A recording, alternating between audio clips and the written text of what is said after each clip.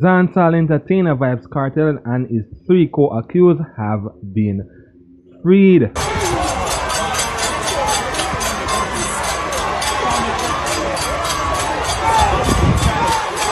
And I want to thank the team, Mr. Clark, Mr. Bish, Mr. Chevalier, and myself for the hard work that we put into it. It was a long fight, many years, many things came.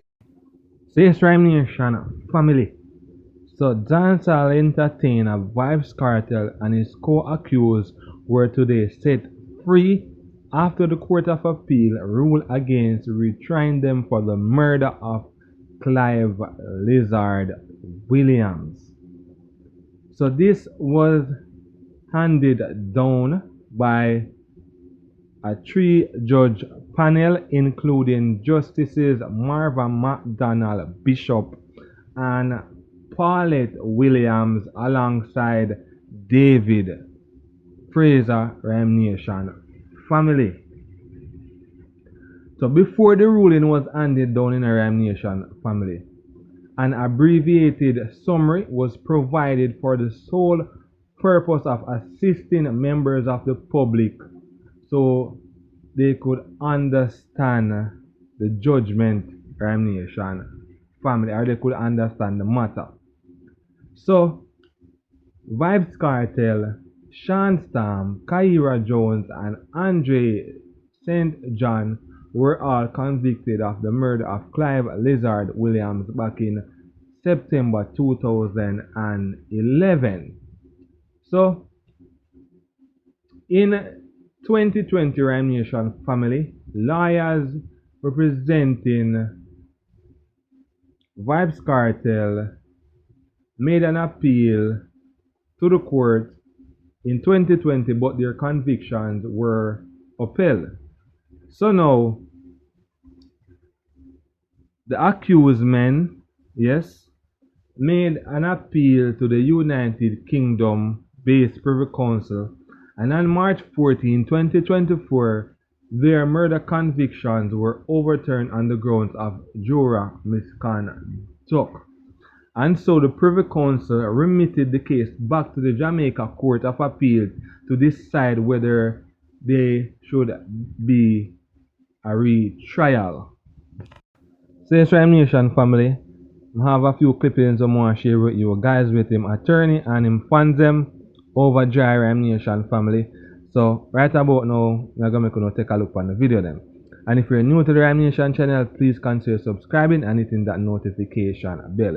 Whenever you guys subscribe to the channel, helps the channel to grow and helps YouTube to push the channel out there. So please leave a like on the video, leave a comment, and remember to subscribe. Take a look.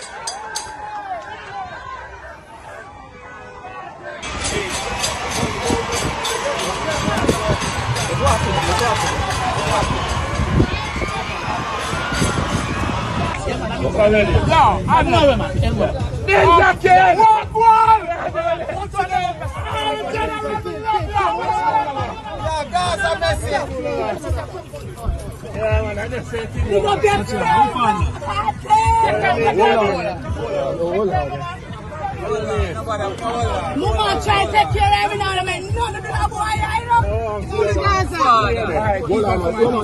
Hold on.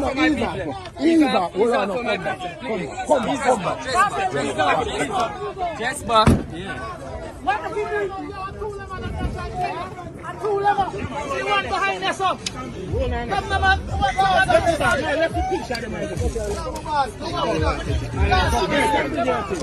Kartel, my boss. Kartel. Gaza. Touching number one, I can see him here. Kartel. I need a farmer.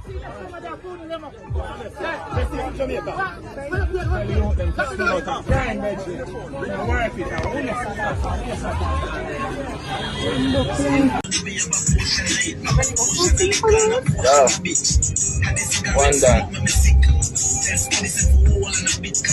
I'm ready. Kiss me, evidence that you cannot do anything without God. That's where I start. I'm going to use the word happy for the appellants. I'm going to let the Jamaican people know that although there's fixing for the justice system, the Constitution work, it has always been our belief. And I want to thank the team, Mr. Clark, Mr. Vybz, Mr. Chevalier, and myself for the hard work that we put into it. It was a long fight, many years. Many things came from it, but we are now here awaiting the release of Adidja Palmer. What time will Kartel be free? That has to happen Today?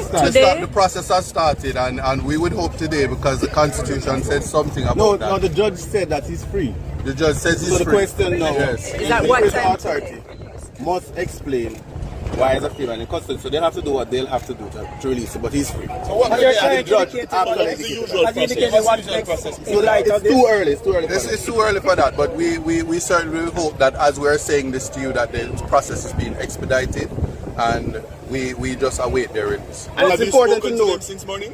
It is important to know one thing: these men have been in custody for more than 13 years. So essentially, we hope that they'll have the time to spend with their family, etc. At this time, having waited for almost 30 years through one court process, they're not hurrying to find another process. They're hurrying to spend time with their loved ones, with their family, and at this stage, that's all we can hope for. And what's better tonight? This is their independence, emancipation, July 31st for them, yes. And so it should be that. And so I am sure you've heard the posture of the court, that the wheel is in motion, and if I were you, I'd be heading over to another venue to see that. I said, what's your thought going into this hearing? What was your thought going into this hearing? My thoughts, and I've done many interviews. I've done many interviews, and we've always said this. So I'm going to sound like a broken record. God on time. We only do the work, while God, we are grounded in the faith, and that's what it is. God on time and time. So you are confident of this outcome? I'm confident. We were confident. What was Kartel's word to you before you came here today, Mr. Buchanan? Just say that before you pass the talk to Mr. Chevalier. What was his? Before you came here today. Boy, I'm going to say it. I'm going to say it. It's God on time, and they believe. Always. All of them. Always. All of them. What has the process been like for the legal team going through all of this? Boy, it has been very tiring. I don't think people understand the kind of human effort that it puts into this. There's sleepless nights. There's a whole lot that goes into preparation. You've heard that there were multiple volumes of documents that were served, and lots of work would have gone into preparing those documents for today. We made sure, certainly from our side, that we put everything that we needed to before the court for it to make mature considerations and to ensure that the verdict today was one of acquittal. And the court must be, and bear in mind what Lexi just said, the court must be commended, because you have to bear in mind the court had to go through almost 10 volumes, and the court did it in record time.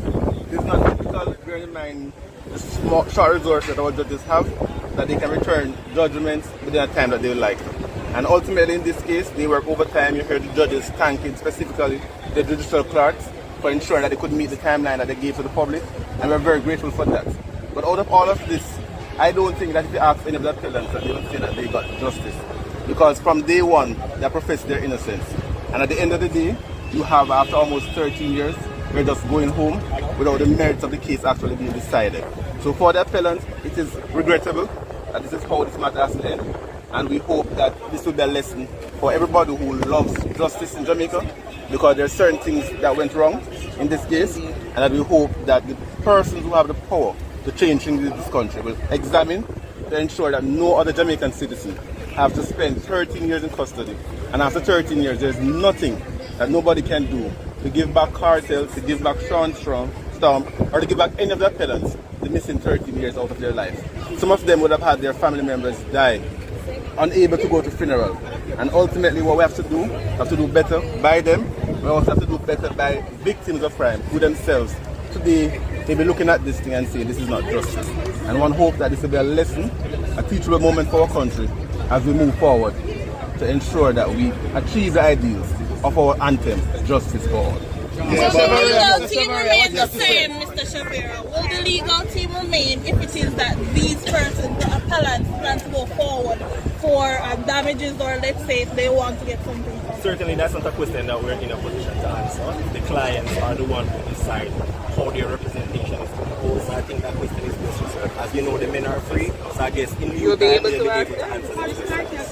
No, so one thing I want to say, I need to say this, is that the media has a responsibility, especially, I know you guys are state media, official media, but certainly the other forms of media have a responsibility not to assassinate characters and not to put out false information. If you listen to the judge in terms of how they lay out the facts and the significance of they had nothing to do with the jury tampering, there is no evidence of anything in relation to tampering of evidence. These things are important, and I can now say clearly that the men are innocent, and anybody wants to challenge that, that's just on them. They can believe what they want, but those things are important. So they're innocent under the Constitution? They're under the Constitution. If we respect the Constitution, that is what matters, and that is the conversation that we ought to have, because there's a lot of change that needs to become, including the starting of an innocence project, because the idea that persons can gamble with the Constitution and the freedom of people, the liberty of people, is something that we ought to be very afraid of in terms of the modern narrative and media, and that will be addressed in due time. Have you spoken to Kartel's family? No. We are. You guys take over the whole conversation. We need time to do that. We need to do that now. Health-wise, we need to do that expeditiously, and that is what we'd like to do. So I want to thank you guys for entertaining